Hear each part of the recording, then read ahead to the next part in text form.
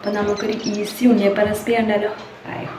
ഇതിലേക്ക് നമുക്ക് വേണ്ടത് 4 അച്ച് ശർക്കര ഉരുക്കി അരിച്ച് വെച്ചതും, പിന്നെ 5ഓളം വലിയ ചെറുപഴം, പിന്നെ 10-12 ഏലക്കായും, പിന്നെ 2 കപ്പ് പച്ചരി 4-5 മണിക്കൂർ കുതിർത്തിട്ട് വെച്ചതും ആണ്. ഇനി നമുക്കിതൊന്ന് അരച്ചെടുക്കാം.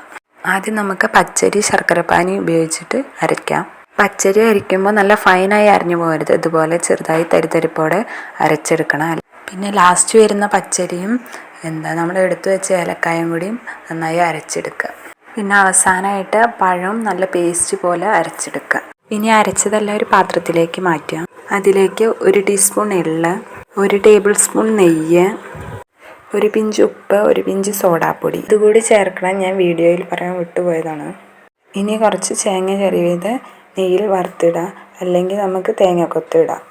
ഇനി നമുക്ക് ചൂടായ ഉണ്ണിയപ്പച്ചട്ടിയിൽ ഓയിൽ ഒഴിച്ച് കൊടുക്കാവുന്നതാണ്.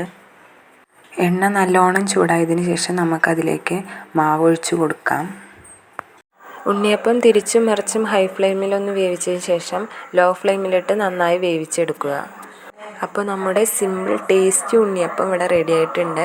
നല്ല പെർഫെക്റ്റ് ആയിട്ട് നമുക്ക് ഈസി ആയിട്ട് ഉണ്ടാക്കാം. അപ്പോൾ എല്ലാവരും ഒന്ന് ട്രൈ ചെയ്ത് നോക്കുക.